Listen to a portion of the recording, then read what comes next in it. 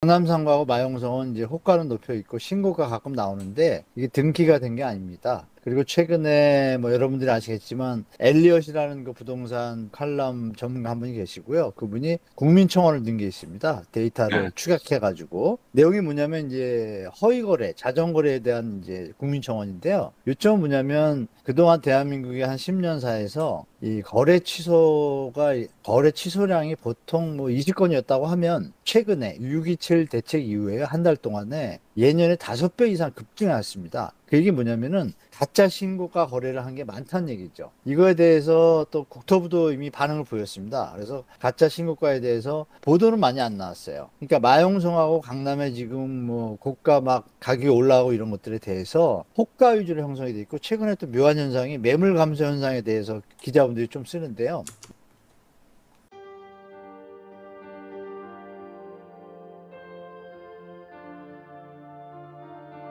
지난 2월 12일 오세훈 서울시장의 갑작스러운 토지거래 허가구역 토허제 해제와 3월 24일 확대 재지정을 기폭제로 서울 아파트 시장의 투기적 과열 양상이 격화되었고 시장 교란 행위도 빈번히 발생했습니다.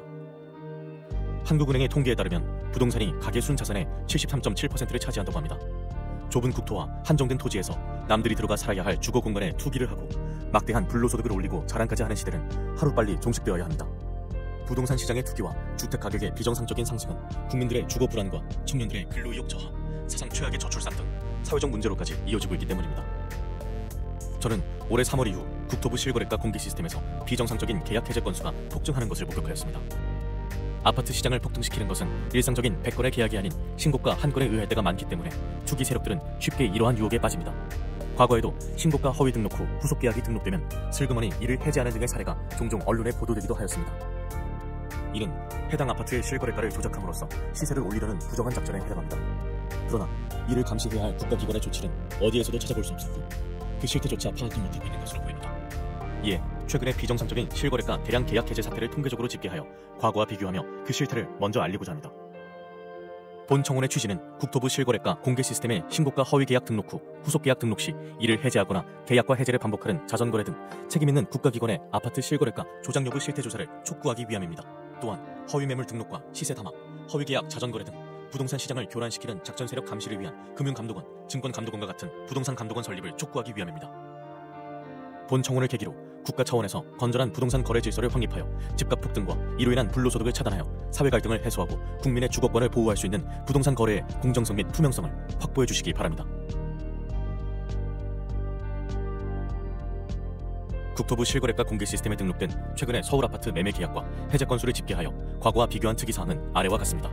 올해 7월까지의 계약 해제 건수는 4,028건이 등록되었는데 그 중에서도 특히 6월에 가장 큰 폭을 기록하였습니다. 해제 사유 발생일 기준으로 6월 한 달간 1,181건이 발생하였는데 이는 데이터가 공개된 2020년 2월 이후 5년간의 월 평균 해제 건수 124건에 비해 9.5배나 되는 이상 현상이었습니다. 거래 증가를 감안하면 서울을 제외한 전국에서는 이 수치가 1.7배에 불과해 타 지역에서는 이러한 현상이 거의 발생하지 않았고 서울에서만 소위 부동산 작전이 실행되었다고 보여야 할 것입니다.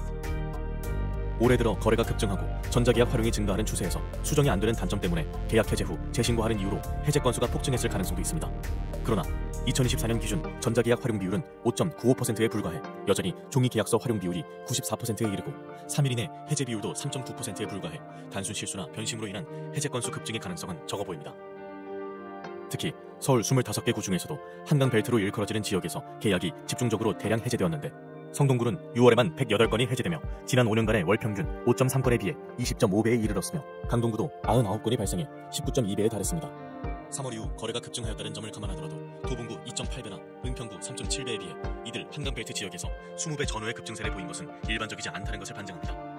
서울시 외의 수도권에서도 비슷한 현상이 발견되는데 성남시 분당구에서도 6월 한 달간 107건이 해제되어 5년 월 평균인 3.8건에 비해 28.4배나 되었습니다.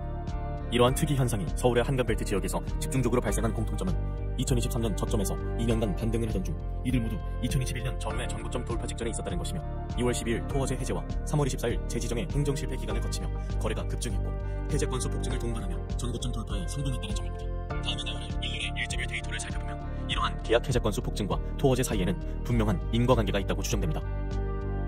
이번 대량 계약 해제 사태는 오세훈 서울시장이 직접 기획해 1월 14일 서울시청 대회의실에서 열렸던 규제 풀어 민생 살리기 대토론회에서부터 시작되었다고 생각됩니다.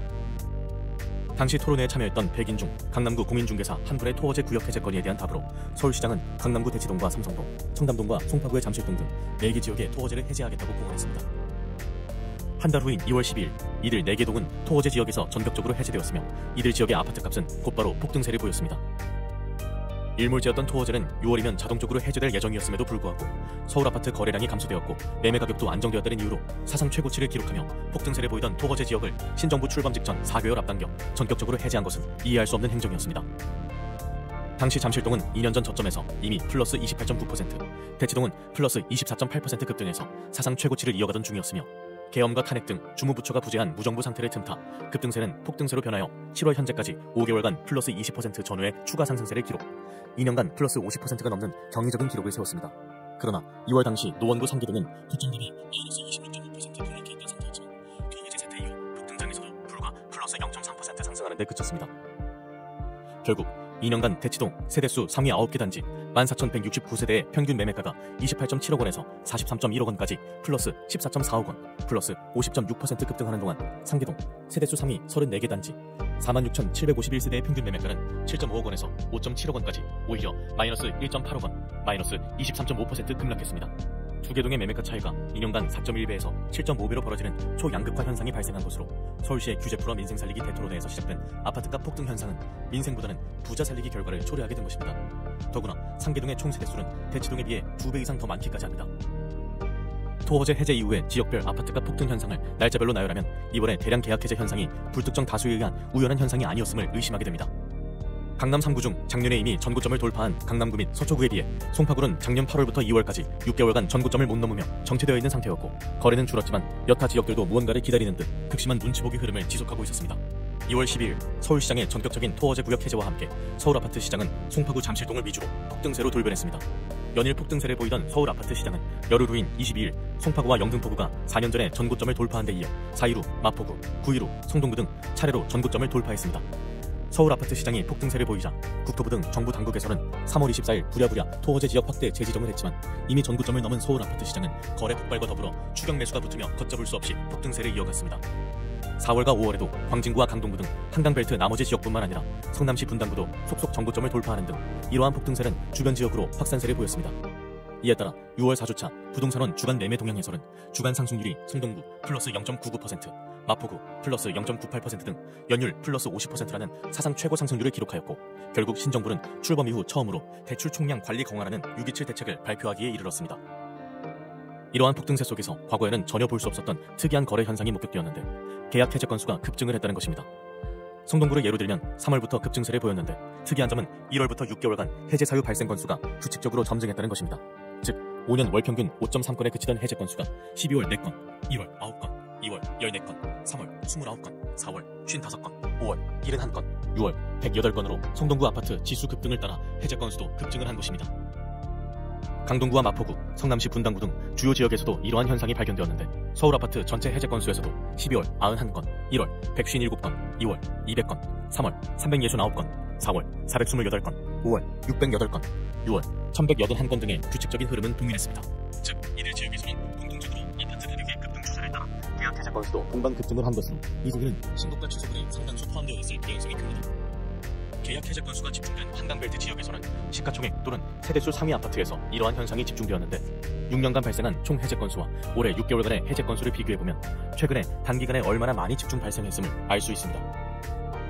성동구 센트라스 아파트는 6년간에 63건에 비해 6개월 만에 38건이 발생해 그 비중이 60%가 넘었으며 텐지힐 1단지도 58%가 넘었습니다. 강동구의 아르테온 아파트도 55%가 넘었으며 성남시 분당구도 58%가 넘었습니다. 특히 양천구의 목동 신시가지 7단지의 경우에는 6년간 발생한 총 해제 건수 17건 중 올해 6개월에만 12건이 집중적으로 발생했는데 이 기간 전용 53제곱미터 실거래가는 15.7억 원에서 23억 원으로 플러스 7.3억 원 폭등, 불과 4개월 만에 플러스 46.5%를 기록했으며 전용 66제곱미터 실거래가도 19.5억 원에서 27.5억 원으로 플러스 8억 원이 폭등, 플러스 41%를 기록했습니다.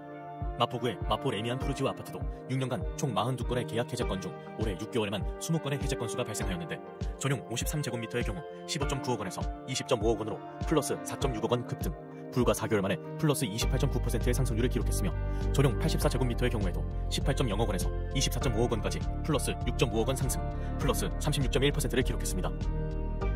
이 중에는 상당수가 단순한 실수나 착오, 변심 등으로 인한 계약 해제권이 있을 수 있으나 거래 폭증과 함께 신고가를 포함한 이러한 대량 계약 해제 건수가 전고점을 넘기며 추격 매수를 유발하기에는 딱 좋은 현상이었습니다. 문제는 이러한 대량 계약 해제 건수가 시장 참여자들에게 착시를 불러일으킬 뿐만 아니라 국가기관의 공식적인 총 거래 건수에도 포함된다는 것입니다. 실제로 서울시 부동산 정보광장 홈페이지에는 해제 건수가 포함된 거래 건수가 노출이 되고 있으며 언론에서는 이를 여과 없이 보도합니다. 즉, 지난 6월의 총 거래 건수에는 이미 해제된 1천여 건의 계약도 포함이 되어 있습니다. 한편 올해 7월까지 서울 아파트 실제 계약 건수는 44,285건이고 해제 건수는 4,028건으로 총 해제 금액은 5조 2,500억 원입니다. 올해 해제된 계약 건수가 모두 정상이었다고 가정하면 이 금액만큼의 계약금 손익이 발생한 것이며 이 중 20%만 계약금을 포기했다고 가정해도 그 금액은 1조 원이 넘습니다. 그러나 7개월간 4,000건이 넘는 해제 건수 중 얼마나 실제 계약서를 썼는지, 계약금은 주고받았는지 알 수가 없습니다. 누군가 나쁜 의도를 가지고 하루에 10번씩 계약과 취소하는 행위를 반복하더라도 막을 수가 없으며 계약금 이체 없이 없었던 일로 삼아도 알아낼 수가 없습니다. 또한 실제 계약 건수와 해제 건수 중에는 특이한 차이점을 발견할 수 있는데 이번 폭등장에서 발생한 계약 해제 건수 중 주요 지역일수록 해제 금액이 실제 계약 금액보다 훨씬 더 고가라는 점입니다. 예를 들어 강남구의 올해 225건의 계약 해제 금액 평균가는 31.1억 원으로 2,517건의 실제 계약 금액 평균가 28.7억 원에 비해 2.4억 원이나 고가였습니다. 서울 아파트 4,028건의 해제 금액 차이는 142만 원으로 그 차이가 0.1%에 불과한 반면 강남구의 경우에는 무려 8.2%에 이르고 서초구와 영등포구, 양천구도 7% 이상의 큰 차이를 보였습니다. 이러한 사례로 유추해보면 대량 계약 해제 건수 중에는 신고가 취소가 상당수 포함되었음을 예상할 수 있습니다. 지금까지 올해 3월 이후 국토부 실거래가 공개 시스템에서 발생한 대량 계약 해제 사례를 집계하였으며 매매가 변동구의 상관관들이 그 많은 바로 분석하였습니다. 이를 바탕으로 수많은 계약 해제 건수 중에는 신고가 허위 계약 등록 후 후속 계약 등록 시 이를 해제하거나 계약과 해제를 반복하는 자전거래로 의심될 만한 정황을 발견하였습니다. 그러나 관계 당국이 아닌 일반 시민에게는 보다 상세한 자료에 접근에 한계가 있고 위와 같은 개인 한 명의 분석만으로 실제 문제가 있다는 것을 단정 짓기는 어렵습니다. 이에 저는 국가기관에 이와 같은 정황을 하는 바입니다.